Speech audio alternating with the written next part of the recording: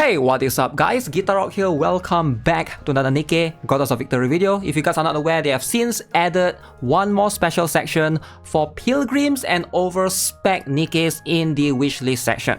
So today I'm going to talk about who I think is going to be the best 5 that you want to ideally put right here, and also give you guys a perspective of every single Pilgrim characters available right now to give you guys a context of where they belong in the meta. Now also right now, as approaching New Year, we are going to have a couple of things, including the New Year countdown rewards. As you can see, December 29th, December 31st, alright, you are going to be able to obtain a bunch of advanced recruit vouchers. Make sure you guys are logging in every single day. Just gotta access the mailbox and it's right there. Also, keep in mind, as of the time of me recording this video, Red Hood Rapi is not out yet, so we still have the relevant banner of the Guillotine Winter Slayer, but as she goes away, which I believe is going to be in 23 hours left, that's going to be where Red Hood Rapi comes in. So if you are looking to basically include her as well in this section, you gotta wait for her banner to end. So that might take a while, so I'm not sure when that will. So if you are looking to include her in your roster and you're not willing to spend any of the advanced recruit vouchers or any of your golden mileage ticket, then feel free to wait for a little bit, right? So we're gonna find out how strong she is when she comes. She seems to be a really broken character overall, but the Pilgrims are going to be what is going to be our focus for the time being. With that being said, let's jump into the video, but first things first, a quick message from the sponsor of this video. This video is sponsored by ArrowZoom Acoustics. So if you guys are not aware, ArrowZoom Acoustics sells plenty of acoustic kits, including soundproof curtain, acoustic foams, premium door kit, and many more. So they have decided to send me over a magnetic soundproof insulated blackout window curtain. Now this thing comes in plenty of various sizes depending on what kind of specifications you need, and it's going to go up to 150 times 100 centimeters. Now these products can help you reduce the background echo, and it's a must-have for singers, musicians, producers, gamers, artists, etc. Alright, let's take it out, show you guys. This is going to be the one that I requested was 100 centimeters length by 125 centimeters height. To install the magnetic curtain is pretty simple, pretty straightforward. If you have a grill that has any sort of metal in it, you can basically just plop it in. The magnet is relatively strong. It seems to hold itself pretty well. Now if you want to secure it even more, you could probably try to go with like a double-sided tape or something along those lines, but from my perspective it seems to work just fine. I did try to test the insulation and it seems to help dampening the sound. So definitely a product that I'll recommend. There's plenty of acoustic products right here that comes in various different sizes, including a specific computer gaming room kit. Now right now they do have a mega Christmas sale going on that will last until January 1st. So if you guys are interested, don't forget to use the 10% code AZ-GRF. I'll have all the relevant links in the description below. With that being said, let's jump into the video. Alright, so this is going to be something that I think a lot of players are going to try to figure out. Alright, so and I'm just going to give you guys an answer straight up. Who do I think is going to be the priority? If you are new and if you don't have the character just yet, Crown has to be your #1 priority. Right now, in the particular game, there's no other competition for Crown. She's the best Burst 2 character for the time being. Now the best Burst 1 character is and will probably still be Lita, even though after Rapi Red Hood comes out, Rapi Red Hood is going to be a bit complex. You can use her as a Burst 1 or Burst 3 character. But as you can see, Lita is available for you to obtain right here for free. If you are looking to get her for free, you can always use the bonus recruit purchases right here to obtain yourself a free Lita. And since she's a support, you don't really need dupes for her, right? Most support in this game doesn't really need dupes.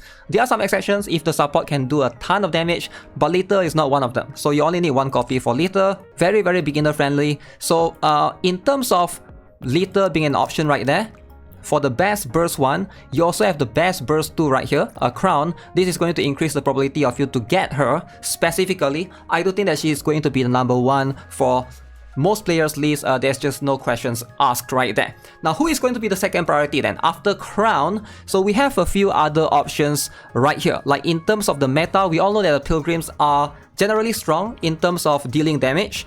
Now I do highly recommend, if you are progressing in the campaign and you need a lot of help tackling a lot of contents in the campaign right now, Red Hood is probably going to be the best one. Now, some of you guys would have the perspective that Cinderella is better. Cinderella is not better than Red Hood in terms of trying to tackle a scenario when there's plenty of enemies. Alright, that's where the campaign shines. Cinderella is better maybe if there are bosses. Alright, if you're fighting a single boss, that's where Cinderella shines. But I think for a lot of players, if you don't have Red Hood yet, I think Red Hood overall is going to be more flexible. Now, there are a couple of things that you gotta know, alright, regarding this particular game, Nikke. If you guys have tried to progress in campaigns before, based on reading comments, alright, this is a lot of times I always read comment, GuitarRock, I'm stuck in campaign. And then I ask, where are you stuck at? The 3 main chapters that players usually get stuck at. Number 1, Chatterbox. Number 2, Mother Freaking Whale. And number 3, Nihilister. Alright, these 3 stages is going to be the wall for most players. Even if you can't get past the 160 wall, that's going to be the 3 bosses that a lot of players tend to get stuck at. Now, for a lot of those players, I asked them why not just use Red Hood, and they don't have Red Hood. But Red Hood, in majority of the cases, will be able to help you in that particular situation, that particular circumstances. She's just that strong. So I do highly recommend getting her as one of your priority as well. Now, in the third priority, this is going to come in a little bit of a debate right here, right? So we're gonna have either Scarlet Black Shadow, alright? So she is going to be a very, very strong character. Now, she is going to have a rerun banner coming very, very soon alongside with Rapi Red Hood. Now, if you don't intend to get her, she is going to be one of the better characters to obtain even dupes of, right? So she is very, very strong.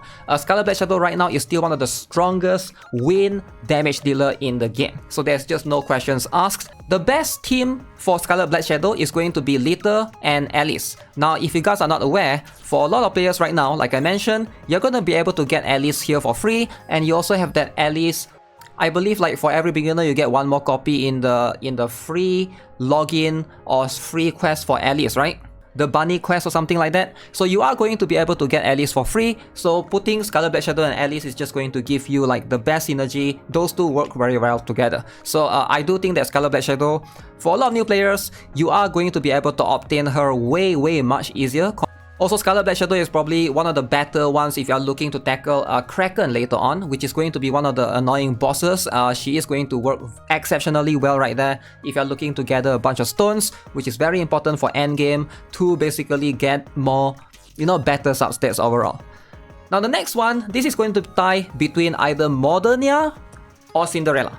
So, there are going to be 2 cases where this is going to come in terms of true importance, right? So Modernia, Cinderella, these 2 are both very, very strong pilgrims. Depending on which is going to be the priority, Cinderella is going to be much more expensive to build. Now, if you started recently, alright, there's no way for you to be able to obtain certain characters that can boost Cinderella. And namely, the 2 characters that buff Cinderella is going to be Swimsuit Anise. Now, she is going to be a very, very good electric buffer. And then 1 more character is going to be Maiden Ice Rose. Now, these 2 are going to be electric buffers. Very, very strong character. Both are going to be the best Cinderella buffers. Now, if you did obtain or you have either one of these 2 or both of them, then good for you. Cinderella is going to have the maximum potential possibly that you have. Alongside with that, you might also need Rouge, because Rouge is going to be the best burst 1 character that pairs really, really well with Cinderella. Now, the reason why she's not in the higher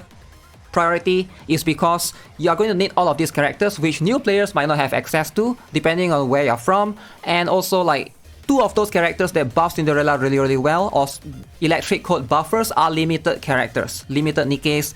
You might not be able to obtain them. I'm not sure when they will come back, right? So that's going to be something to consider. You should still wishlist her, but in case they ever come back, for now, you just won't be able to obtain the maximum potential that Cinderella has. Alright, so feel free to check out the best Cinderella team. I did make a guide completely on that already, but that is going to be the reason why they are not going to be on top of the list. Now, Modernia, on the other hand, very, very good character. She is going to help you in screen wiping. If you are stuck with Mother Whale, trust me, with Modernia bursting, she will be able to help you right there. and for most cases, she's probably going to be the best one in terms of trying to tackle campaign. If you are trying to wipe as many units as you can, she's probably one of the best characters right now still. Keep in mind, Mononia is going to be a fire type machine gun. I'm not sure if Red Hood Rapi will replace her or not, but for now, she still have the role of being one of the best character in campaign. Now, if you're fighting bosses, that might change a little bit, but then even then, Mononia is still going to be very, very strong because she can be slotted anywhere. She doesn't need to burst if you're fighting bosses. As long as there's core hit going on, she can just rely on a normal attack to basically shoot at the boss, which makes her a really, really flexible and versatile character as well. So let's talk about a little bit more, you know, regarding the other Pilgrims. So this is going to be the top 5 in terms of priority. But how about the other ones? So in my opinion, Rapunzel is going to be the 6th one, if I have to be honest, because I think Rapunzel right now is going to be, she's a really interesting character. She's a burst 1 character, right? And for a lot of players, she also can be slotted in any team. She's a healer that acts passively. She doesn't need to burst to heal, but if she bursts, she will be able to revive character. So she is going to be pretty strong in PvP as well. So I do think that number 6 is going to go to her in terms of priority. Now I'm going to personally give Dorothy number 7. I feel like Dorothy is going to be, she used to be a really strong character. Now if you play back then when Dorothy first came out, she was insanely broken. She competes with Little side by side.